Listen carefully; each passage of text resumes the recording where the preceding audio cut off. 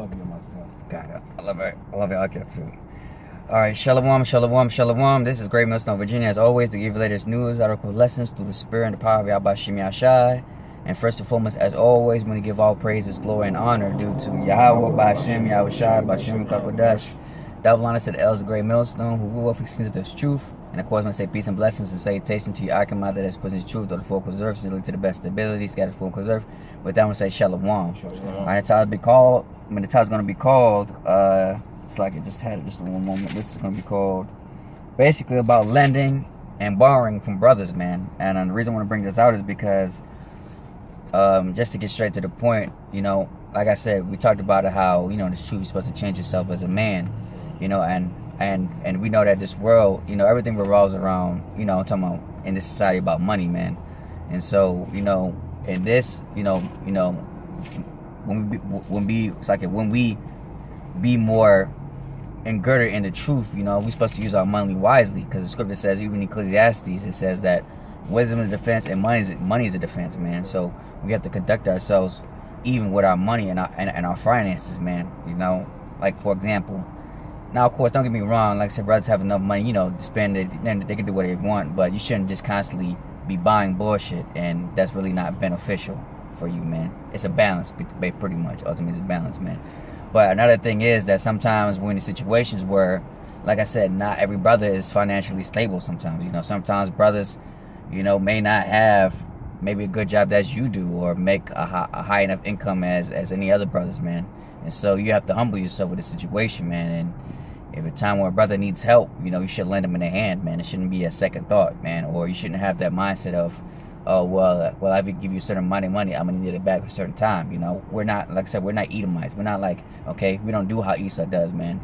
You know, usually, man. Hey, the scripture talks about usually, man, in the commandments, man. You know, of course, but the scripture does say you're supposed to pay him back, but the scripture says that if he doesn't pay it back for a while, you should forget about it. I forgot what the scripture says. I think it's in Deuteronomy. Exactly. But, yeah, Deuteronomy. But if you can't pay it back, and then you know that you really don't need the money, ultimately you don't need the money back, then it shouldn't be the concern. You know, it should be just, basically put in the back end. You know, the scripture talks about charity. You know, but all in all, like I said, it's to teach us, man, another thing about brotherly love, man, about sharing your arms, sharing your treasure. Even Yahweh Shai, you know, Yahweh Shai didn't have to basically give us the treasure and everything. You know what I mean? He could have kept them to himself. But the fact that Yahweh Shai has so much love and compassion and mercy upon us that he's willing to, be joint heirs unto him, man. You know, so how much more us being examples, man. You know, sharing, like I said, even sharing your secrets, man, about, oh, how do you do this, or how do you do this trade? Can you teach me how to do stuff, this and that? You know, should be shared, you know. This is not how back in the world, like I said, this is not in the world where, like I said, Jake have like a great mindset, but like I said, skills and whatever to make money, but he don't want to teach you. You know, it's that what he want to say, hey, man, if you come in this, but hey, man, but you got to give me some money. You know, and that's why one of the reasons why, curses, man. You know, that's what our people don't go nowhere, because our people don't want to share the knowledge. Hey, even this truth is freely given, man. You know, we're not charging anybody. We're not like these other camps, or starter packs, or tiers, or how you say, exclusive Sabbath breakdowns. You know, compared to these other camps, man. Hey, this truth is freely given, man. Did you say exclusive established breakdown?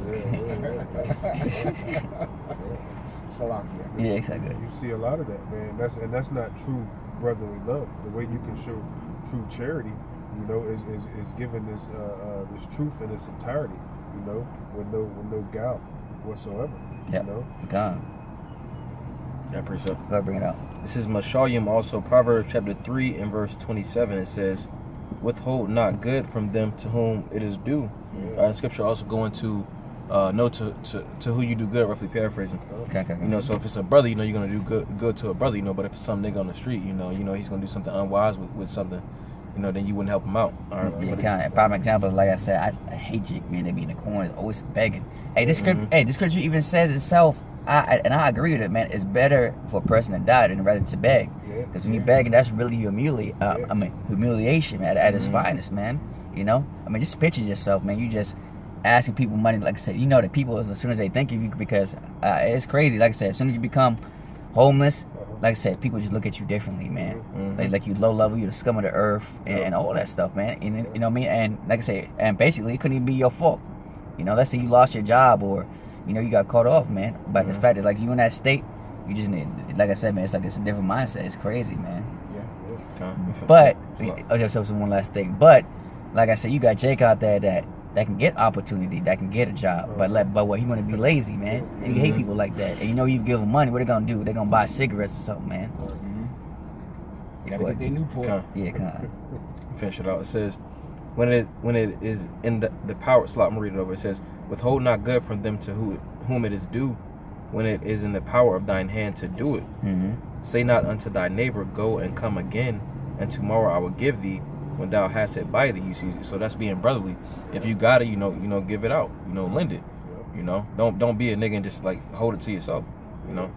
It could be vital to your salvation as well, because the scriptures tell you that charity covers a multitude of sin. You know, yeah. Charity on a lot of levels. You know, you got a lot. Yeah, that's beautiful.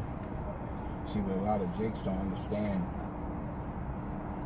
you know, like the brother was bringing out, a lot of these Jakes are opportunistic people.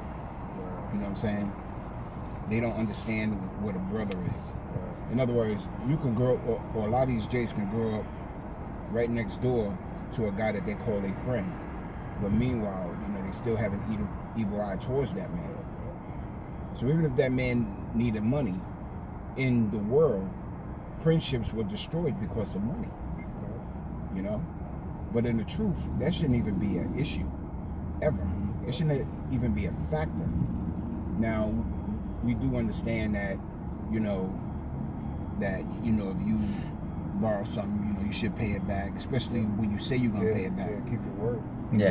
But, same thing when it says, I'm sorry, I'm going to cut you. It says, even in Ecclesiastes, it says, if thou makes a vow, make sure you keep it. That's it. Right.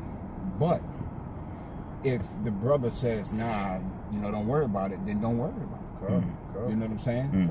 Because at that point, according to that brother, it's actually forgiven and forgotten and should never come up again. That's what makes what we have very special. Because if a brother says don't worry about it ever, don't worry about it ever.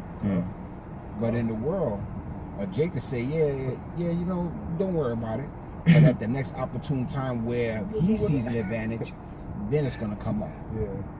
Then problems start, you know, when people start getting hurt over bullshots. You know? That's all I wanted to say on that. Yeah, and another thing is called the Indian giver. You know, you said man that up. They don't even know what that shit means. yeah. Basically, like I said, you know, they give you something and then they expect something in return. Right. You know, like you said before, it's like, hey man, look man, I gave you $500, man. Come on, man. Which goes into I need it back. Like damn. Yeah, right. You know, like which probably the Indians was fucking with these Edomites, and the Edomites tricked them. You know, these, you know, and these brothers were like, nah, y'all changed my mind. I don't want it. You know, hence the name Indian giver. Not knowing what it means, but you know, again, a lot of these Jakes, man, don't understand what true brotherhood is, and that's what it boils down to. They don't know what it's like to love your fellow brother. You know, that's like the crux of it all. You know, because you know, like what you brought out earlier on the last lesson of Montezah, you know, how can you love the Lord that you hadn't seen, but the brother you see every day, you hate him? You know? Yeah, it makes sense. You're a walking contradiction over something as petty and vain as money. That's why the Lord said the money's root of all evil, man. That's all I got, bro. And what's even crazy in society is that it's not even real money. It's printed money. It's fiat currency. It's paper. Yeah. That's crazy, man. But 2/3 of Jake, man, like I said, they kill even over $5 or a couple of pennies, man.